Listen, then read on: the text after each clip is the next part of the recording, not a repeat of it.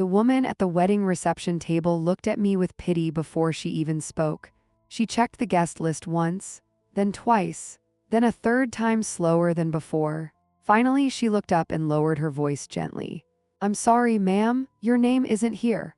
Around me, guests in designer gowns and tailored tuxedos drifted beneath crystal chandeliers carrying champagne glasses and laughing like they belonged in some perfect movie scene. And technically, so did I. I was the bride's sister. But apparently nobody told the bride that. I stepped away from the reception desk quietly and pulled out my phone. When Victoria answered, music thundered behind her. "Oh my God, what?" she snapped. "I'm at the hotel," I said carefully. "They're saying I'm not on the guest list." A pause, then she laughed, not surprised, not embarrassed, just amused. "You really thought you were invited?" The words landed harder than I expected, even after 28 years of being treated like an afterthought by my own family. "I'm your sister. This wedding is for important people, Myra." Her voice sharpened. "Not struggling artists taking pictures for a living." Around me, strangers passed carrying gold gift boxes toward the ballroom doors. 400 guests. And not one seat for me. "I flew across the country." "That sounds like your mistake." I closed my eyes briefly, because deep down, I think a part of me still hoped she would say it was an accident, a misunderstanding, anything except this. "I just wanted to give you a wedding gift," I whispered. Victoria laughed again. "What exactly could you possibly give me that I don't already have?" That's when I looked down at the small silver box in my hands. Simple white ribbon. No luxury logo, no designer wrapping paper. Just a tiny silver box holding the one thing my sister never saw coming. And suddenly, I smiled. Because for the first time in my life, it being underestimated was finally about to become useful. Before I tell you what was inside that box, and why my sister's wedding ended with half the guests leaving early while her new husband stared at her like a stranger, take a second to like and subscribe if you enjoy emotional family drama stories like this. And tell me honestly in the comments, would you still attend a sibling's wedding after being intentionally excluded? My name is Myra Wells. I'm 28 years old, and for most of my life I was the invisible daughter. I grew up in a massive colonial home in Beacon Hill, Boston. The kind of family people envied from the outside. Old money, private schools, summer parties on Martha's Vineyard, perfect Christmas cards mailed every December. But inside our house there were really only 3 people who mattered. My mother, my father, and Victoria. Victoria was 3 years older than me and treated like she was born carrying a crown. She had the bigger bedroom, the expensive ballet lessons, the horseback riding instructor, the 16th birthday party with live musicians and ice sculptures. Meanwhile, I learned early not to ask for too much. Because disappointment becomes easier when you stop expecting things entirely. The first time I truly understood my place in the family was my 10th birthday. I woke up excited that morning. Double digits felt important somehow. I remember running downstairs expecting balloons or pancakes or maybe just someone smiling at me. Instead, my mother sat at the kitchen counter planning Victoria's upcoming debutante event over the phone. Dad had already left for work. Neither of them even looked up when I walked in. "Mom," I said softly, "it's my birthday." She covered the phone for half a second. "I know, sweetheart, we'll do something later." They didn't. That night, I sat alone in my room pretending not to cry when someone knocked gently on my bedroom door. Grandma Alina stood there holding a wrapped box tied with faded blue ribbon. "Happy birthday, darling girl." She sat beside me carefully and placed the gift in my lap. Inside was a camera, not a toy. A real vintage film camera with silver edges and a leather strap. Heavy, beautiful, important. "You notice things other people miss," Grandma whispered while touching my cheek gently. "That's a gift, Myra." I didn't understand it then, but that camera changed my life. And years later, it would also destroy my sister's perfect wedding. Grandma Alina was the only person in my family who ever looked at me like I mattered. Not out of obligation, not out of guilt. Actually mattered. While everyone else treated me like background noise in Victoria's perfect life, Grandma saw me. And honestly, that probably saved me. After my 10th birthday, I carried that camera everywhere. I photographed rain sliding down windows, street musicians in Boston Common, the way sunlight hit old brick buildings at sunset, tiny moments nobody else noticed. Dad used to call it that little hobby. Victoria called it cute. But Grandma framed my photos in her hallway. Years later, when I got accepted into Rhode Island School of Design with a full scholarship, I thought maybe things would finally change. Maybe my parents would finally be proud of me too. I was stupid enough to believe that for exactly one morning. Graduation day arrived warm and bright. I came downstairs wearing my cap and gown, holding the speech I'd practiced for weeks. I'd been chosen to speak at the ceremony, something about passion and perseverance. I remember standing in the kitchen smiling nervously. "The ceremony starts at 2, I said. "We should leave by 1 if we want good seats." Mom and Dad exchanged a look, the kind people give before disappointing you. "Something came up," Mom said carefully. My stomach tightened instantly. "What do you mean?" Dad finally looked up from his laptop. "Victoria has a networking luncheon in Manhattan with a finance group." I stared at him. "It's my graduation." "Photography isn't exactly a stable career, Myra," he answered flatly. "Victoria's opportunity is more important long-term." More important? That sentence followed me for years. Victoria sat at the counter scrolling through her phone, pretending not to enjoy the moment. But I saw the smirk anyway. I attended my graduation alone. Well, almost alone. Because when they called my name and I stepped onto the stage, I looked out across hundreds of faces and saw Grandma Alina standing in the front row, clapping harder than anyone else. Afterward, she hugged me tightly outside the auditorium. "They don't understand you yet," she whispered. Then she smiled slightly. "But one day they will." At the time, I thought she meant success. I didn't realize she meant exposure. 2 months later, I packed 2 suitcases and moved to Los Angeles. No dramatic goodbye, no emotional airport scene. Nobody seemed particularly upset I was leaving anyway. For the next 10 years, I built my life quietly. I started as an assistant carrying camera equipment for wedding photographers. I worked 14-hour weekends, learned editing, lighting, marketing, client management, everything. Slowly, Everlight Studios became mine, then bigger, then successful, then wildly successful. But my family never knew, not really, because they never asked enough questions to find out. To them, I was still Myra with the little camera. Victoria especially loved reminding me how much better her life was. Every phone call felt like a performance. "Marcus and I are looking at houses in Connecticut. I just got promoted again. We're doing Saint-Tropez this summer." And always, "What about you? Still photographing strangers?" Meanwhile, I sat in a downtown LA office overlooking the skyline, running a company making millions annually. But I never corrected her. Part of me wanted to. Another part wanted to see how long they'd underestimate me if I stayed quiet. Turns out, a very long time. Then Grandma Alina died and everything changed. The call came on a rainy Tuesday morning from a Boston attorney named Harrison Lawson. His voice sounded gentle, practiced. "Miss Wells, I'm very sorry. Your grandmother passed peacefully last night." The world stopped for a second. I flew to Boston the same day. The funeral was enormous. Artists, collectors, charity directors, people Grandma mentored over decades filled the church completely. She wasn't just loved, she was respected. Meanwhile, my parents whispered constantly beside the front pews while Victoria dabbed fake tears beneath a designer veil.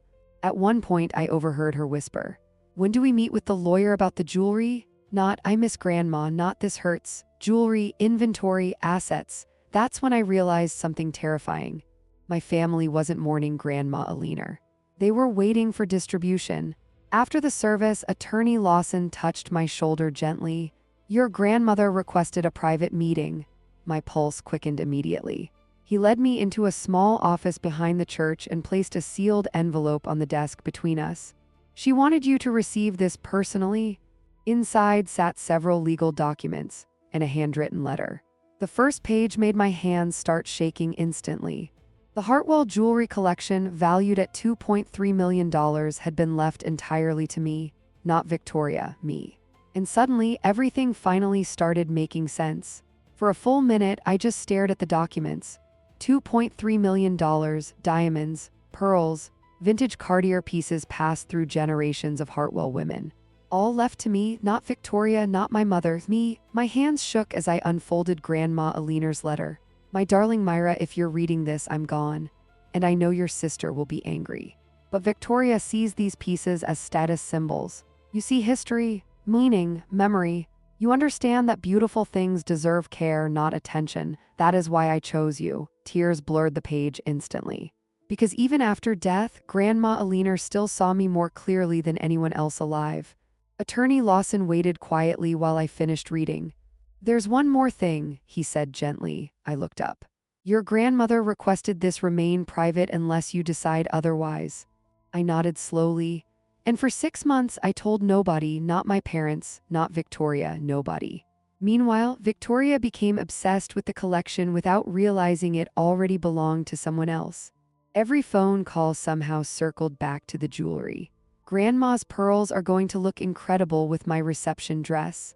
I already ordered a custom display cabinet." Marcus's mother nearly fainted when I told her about the Hartwell diamonds. The entire wedding became built around inheritance she didn't actually own. And honestly, the strangest part wasn't her arrogance.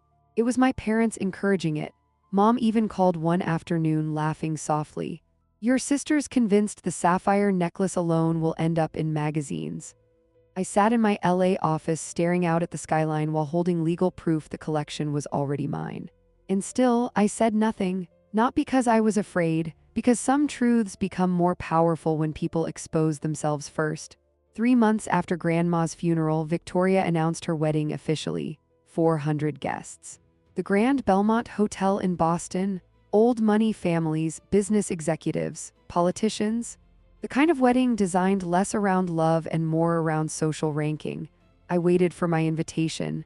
Every day I checked the mail. Nothing. Finally, I called Mom. "I think my invitation got lost." Silence, long enough that I already knew the answer before she spoke. "Victoria thinks it would be better if you didn't attend." I laughed softly from disbelief. "Better for who? She wants a very polished atmosphere." Polished atmosphere. Interesting phrase for "we're embarrassed by you. There are 400 guests." Well, Mom hesitated carefully. "You can sometimes make these events uncomfortable." Uncomfortable?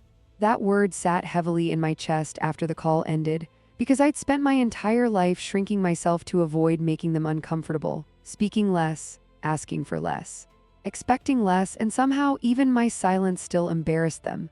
That night I sat alone in my apartment scrolling through Victoria's wedding posts online. Designer fittings, champagne tastings, flower previews. Captions about family beneath photos that didn't include me, and for the first time in years, something inside me finally hardened. Not anger exactly. Clarity. A week later, something unexpected happened. My assistant buzzed my office. "There's a Caroline Ashford on line 1. I sat up immediately. Caroline Ashford was legendary in the luxury wedding industry. She also happened to be Grandma Aliner's closest friend. I answered instantly. "Myra, darling," Caroline said warmly, "I have a situation you may enjoy." That sentence alone worried me slightly. What kind of situation? "A bride in Boston hired Everlight Studios." "My company," I frowned slightly. "Okay," Caroline paused dramatically. "The bride is Victoria." Silence. Then slowly, "What?" "She saw your portfolio through my agency and demanded your company personally." Caroline laughed softly. "She has absolutely no idea you own it." I leaned back in my chair stunned. Victoria had spent years mocking my photography career while unknowingly hiring my company for her luxury wedding. "There's more," Caroline added. "The contract is already signed, $15,000 non-refundable deposit." I almost laughed, not because it was funny, because life sometimes becomes so ironic it feels scripted. "She still thinks I'm unsuccessful," I whispered. "Myra," Caroline said gently, "your grandmother always believed the truth reveals itself eventually." After that call, I sat in silence for a long time. Then my eyes drifted toward the safe beside my desk. Inside sat Grandma Aliner's letter, and suddenly an idea began forming. Small at first, then sharper, then impossible to ignore. By the time Victoria's wedding week arrived, I already knew exactly what I was bringing as her gift. I booked my flight to Boston 3 days before the wedding. One way, no announcement, no dramatic text message to my family. I simply packed a navy dress, my laptop, and one small silver gift box. The entire flight, I kept asking myself the same question: why was I really going? It wasn't revenge, at least not completely. If I wanted revenge, I could have exposed Victoria months earlier. I could have posted the legal documents online, could have humiliated her publicly before the wedding ever happened. But I didn't, because deep down, part of me still wanted something painfully simple to be acknowledged, just once. The Grand Belmont Hotel looked exactly like the kind of place Victoria dreamed about. Massive chandeliers, marble floors, white roses everywhere. The lobby alone probably cost more than my first apartment in Los Angeles. Guests drifted toward the ballroom wearing designer gowns and tuxedos while a string quartet played softly near the entrance. Perfect. Expensive. Cold. I stood near the reception desk clutching the silver box while my heart pounded hard enough to hurt. One of the receptionists smiled politely. "Welcome to the Thornton Wells wedding. Name, please?" "Myra Wells." Her expression changed instantly. She scanned the guest list once, then again slower, then exchanged an uncomfortable glance with the second receptionist. "I'm sorry," she said carefully. "Your name isn't listed." Even expecting it still hurt, because rejection from strangers feels different than rejection from family. One receptionist lowered her voice sympathetically. "Would you like us to contact the bride?" I almost said no, but something inside me needed to hear it directly, so I pulled out my phone and called Victoria myself. She answered, sounding irritated immediately. "What? I'm at the hotel." A pause, then, "And they're saying I'm not invited." Silence, then laughter, actual laughter. "You really flew here thinking you'd be included?" Around me, guests walked through the ballroom doors carrying crystal-wrapped gifts and laughing beside family members who actually wanted them there. My chest tightened painfully. "I'm your sister." "This wedding is for important people, Myra." The same sentence from earlier, like she rehearsed it. "Not random photographers." Random photographers. Interesting description considering my company was secretly documenting her entire wedding weekend. "I brought you a gift." Victoria sighed dramatically. "What could you possibly give me that I don't already have?" I looked down at the silver box in my hand. And suddenly, I smiled, because for the first time in my life, my sister had absolutely no idea who she was talking to. "I'll leave it at the gift table," I said calmly. "Fine, just don't embarrass us." Then she hung up. I stood there silently for a moment while humiliation burned through my chest. The receptionist looked horrified now. "I'm so sorry," she whispered, but oddly enough, I wasn't angry anymore, just clear.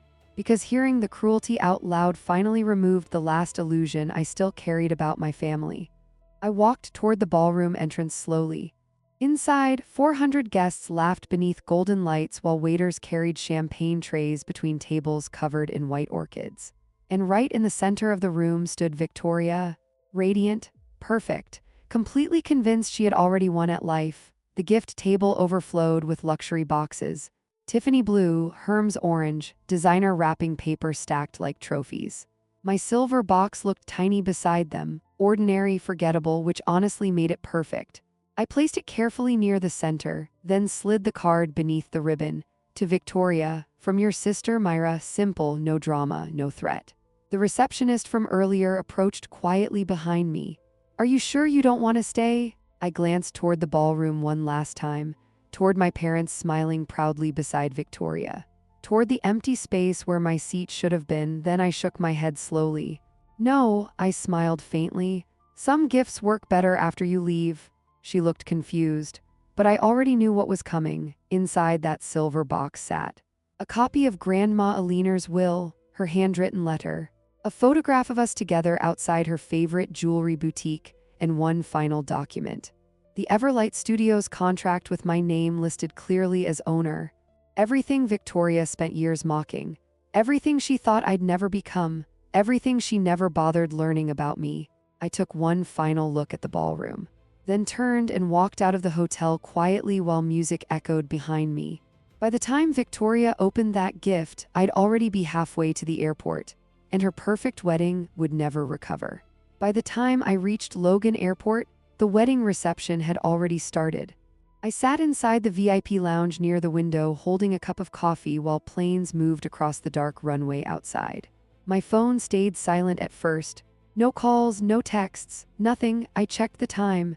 7:42 p.m. Right about now, Victoria would be making her rounds through the ballroom, laughing too loudly, showing off her dress, telling Marcus's wealthy relatives about the Hartwell jewelry collection she still believed belonged to her. And somewhere near the enormous cake and champagne tower sat my silver box, waiting. I leaned back slowly and thought about Grandma Aliner, about the camera she gave me when nobody else remembered my birthday, about every quiet moment she protected me without making a performance of it. And suddenly I realized something important. Grandma never tried forcing my family to love me better. She simply made sure their blindness wouldn't destroy my future too. At exactly 7:58 my phone rang. Victoria. I stared at the screen for a second before answering. The moment I picked up, she screamed, "What the hell did you do?" Several people in the lounge looked over immediately. I stepped farther toward the windows calmly. She opened the box, I whispered to myself. "You psycho," Victoria shouted. "You ruined my wedding." Interesting, because technically all I did was give her the truth. "I gave you Grandma Aliner's documents. You humiliated me in front of everyone." Her voice cracked halfway through the sentence. Not angry anymore, panicking, and that told me everything I needed to know. "Victoria," I said quietly, "I wasn't even invited." Silence. Then louder, "Those documents should have been private." I almost laughed at that, private. Like my existence, like my accomplishments, like every cruel thing they said when they assumed nobody important was listening. "What happened?" I asked softly. I heard muffled voices behind her, glass clinking, someone crying. Then Victoria hissed, "Marcus saw everything." There it was, the real problem, not the inheritance, not Grandma's choice. Exposure. Because for the first time, people saw Victoria without the carefully constructed image wrapped around her. "She left me the collection, Victoria." "She loved me?" "No," I answered calmly. "She loved both of us, but she trusted me." That sentence shattered her completely. I heard a sharp inhale, then another voice suddenly grabbed the phone. "My mother, Myra," she snapped. "What kind of stunt is this?" "A wedding gift. You embarrassed this family publicly." I stared out across the runway lights. "No," I said quietly, "you all did that yourselves." More silence. Then my father's voice appeared in the background, demanding the phone. Chaos exploded behind the line. And suddenly, I felt strangely calm. Because for the first time in my life, their anger no longer controlled me. Dad finally got on the phone, breathing hard. "You need to come back to the hotel immediately." "No, you will explain this." "There's nothing to explain." "You knew Victoria believed that jewelry belonged to her." "Yes," I answered. "And none of you ever cared enough to ask why Grandma chose differently?"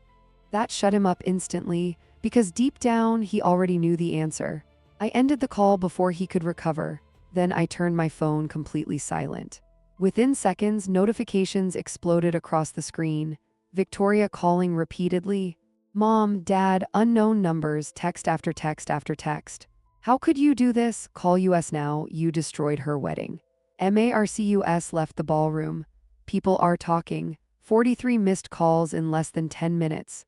I stared at the screen, then slowly smiled. Not because I enjoyed their pain, because for the first time they were finally forced to see mine. A gate announcement echoed across the lounge. "Flight 247 to Los Angeles now boarding." I picked up my bag calmly, and just before turning my phone off completely, one final message appeared. Not from Victoria, not from my parents, from Marcus Thornton, Victoria's husband, or maybe not for much longer. The message was short. "Myra, I think your sister lied about far more than just you." I didn't answer Marcus immediately. I sat down near the boarding gate staring at his message while passengers moved around me dragging suitcases and half-finished coffees through the airport. For a strange moment, everything felt quiet. Like the storm was happening thousands of miles away instead of inside my own family. Then another message appeared. "Marcus, Victoria told me you were unstable, that your parents financially supported you because you couldn't keep a career." I stared at the words for several seconds. Not because they shocked me, because somehow they didn't. Of course Victoria lied about me. People like my sister survive by controlling narratives. If she admitted I was successful, kind, accomplished, or loved, then she wouldn't feel special anymore. Another message came through. "Marcus, I believed her. I never questioned any of it. I'm sorry for that." A flight attendant announced final boarding. Still, I kept reading. "Marcus, the reception basically collapsed after your gift. Half the guests are whispering. Your grandmother's friend Caroline confirmed the documents publicly." I blinked slowly. "Caroline Ashford? Of course." Grandma Alina always did know exactly which people to place around a situation before letting truth unfold. Marcus sent one final message. Marcus, I don't think I actually know who I married. That one stayed with me because honestly, neither did I, not completely. I'd spent most of my life seeing Victoria as cruel, spoiled, selfish. But sitting there in the airport while Boston unraveled behind me, I realized something sadder. Victoria built her entire identity around being chosen first. Prettier daughter, favorite daughter, successful daughter. And now for the first time in her life, someone important chose me instead. Grandma Alina. The one person whose opinion truly mattered. My phone buzzed again. This time it was my mother. Voicemail after voicemail appeared instantly. Myra, answer your phone. This has gone too far. Marcus left the reception. Your sister is hysterical. Interesting. Because nobody seemed concerned when I cried alone after being excluded from the wedding entirely. I finally boarded the plane and settled into my seat beside the window. The second the cabin lights dimmed, my body finally relaxed. Not happy, not victorious, just lighter, like I'd been carrying invisible weight for years without realizing how heavy it became. As the plane pushed away from the gate, another text arrived from Marcus. Marcus. I found out something else tonight. I hesitated before opening it. Marcus, Victoria told my family Everlight Studios belonged to one of her industry friends. She never mentioned you owned it. I closed my eyes briefly. There it was again. The same pattern: erase Myra, rewrite Myra, shrink Myra into something less threatening. Marcus, your team was incredibly professional tonight, by the way. They handled everything gracefully despite the chaos. For some reason, that nearly made me cry, not because of Marcus, because my team respected me more than my own family ever had. I typed carefully, thank you. None of this was meant to destroy your wedding. 3 dots appeared instantly. Then, Marcus, I think the truth destroyed it. Not you. I stared at the message while the plane lifted slowly into the night sky. Boston glowed beneath the clouds for a few seconds before disappearing completely. And honestly, that felt symbolic somehow. By the time we reached cruising altitude, I made a decision. I would not chase my family anymore. No long explanations. No desperate attempts to make them understand my worth. No begging to finally be loved correctly. I was done auditioning for basic respect. Somewhere over the middle of the country, I opened the Notes app on my phone and typed one sentence. I will not make myself smaller so others can feel bigger. Then I locked my phone and leaned back in my seat. For the first time in years, I slept peacefully. But when I landed in Los Angeles the next morning, I discovered my sister's wedding disaster had already escaped the ballroom. And the entire internet was watching now. By the time I walked into Everlight Studios the next morning, my assistant was already waiting for me with her phone in her hand and a look of absolute disbelief. Myra, she said carefully, you need to see this. I barely slept after the flight. My hair was still tied back loosely, coffee still untouched in my hand. Then she turned the screen toward me, and my stomach dropped. A TikTok clip from Victoria's wedding already had over 2 million views. The caption read, "Bride finds out her loser sister is secretly richer than everyone in the room." Someone had filmed everything. Victoria opening the silver box, her face changing color, Marcus reading the documents, my mother panicking, guests whispering, and worst of all, Caroline Ashford calmly confirming the inheritance in front of half the ballroom. The comments moved so fast I could barely read them. The quiet sibling always has the craziest backstory. Grandma knew exactly what she was doing. She mocked her sister while hiring her company. The invisible daughter finally got seen. I sat down slowly. Not because I was embarrassed, because suddenly my private family pain belonged to millions of strangers. Jenna lowered her voice. Everlight got over 300 new inquiries overnight. Of course it did. The internet loves public humiliation, especially rich people getting exposed. My phone buzzed again. Mom, then Dad, then Victoria, still calling, still demanding, still acting like I owed them emotional labor after a lifetime of neglect. I ignored every single one. 3 days later, my mother showed up at my office. Not at my apartment, not a restaurant, my office. Like she finally needed to physically see the life they spent years dismissing. She stood frozen near the reception desk staring at the awards on the walls. Magazine covers, celebrity wedding photos, industry plaques, everything they never bothered asking about. "This is yours?" she asked quietly when I walked into the lobby. Yes, she looked around slowly. And for the first time in my life, my mother looked uncertain around me. I led her into my office without hugging her, without pretending things were normal. She sat across from my desk, clutching her purse tightly, then finally whispered, "We failed you." Simple words, 28 years late, but real. I stayed quiet because honestly, I didn't know what to do with an apology I stopped hoping for years ago. Mom wiped her eyes carefully. "Victoria always needed attention," she said softly. "And you stopped asking for anything." I looked at her calmly. "I stopped asking because nobody listened." That broke something in her face instantly. Real guilt, not performative, not social embarrassment, actual guilt. "She told Marcus you were unstable," Mom admitted quietly. "That you couldn't keep a job, that's why he never questioned anything." I laughed once, not happily, just tired. She never knew me well enough to insult me accurately. Mom cried harder after that. And strangely, I didn't feel victorious watching it, just sad, because favoritism poisons everyone eventually. The ignored child, the spoiled child, even the parents themselves. Before leaving, Mom paused at the office door. "Your grandmother warned me," she whispered. "She said one day you'd stop trying to earn our love." My throat tightened instantly. She was right. After she left, I sat alone watching sunlight spill across the city through my office windows. And for the first time in my life, I truly understood something. Being unseen by the wrong people doesn't make you worthless. It just means they were looking at the wrong things. 6 months have passed since Victoria's wedding. The internet moved on eventually, it always does. Marcus and Victoria are apparently still in therapy. Dad sent me a handwritten apology letter. Mom calls once a week now, awkward conversations. Small beginnings, as for me. I loaned part of Grandma Aliner's jewelry collection to the Boston Museum of Fine Arts with a plaque honoring her legacy. The rest stays locked safely away, not as trophies, as memories. Sometimes I still think about that silver box. How small it looked sitting among all those luxury wedding gifts. Easy to overlook, easy to underestimate, just like me. And honestly, that's still my favorite part of the entire story. If this story meant something to you, don't forget to like and subscribe for more emotional family drama stories. And tell me honestly in the comments, would you have left that silver box too, or walked away forever without saying a word?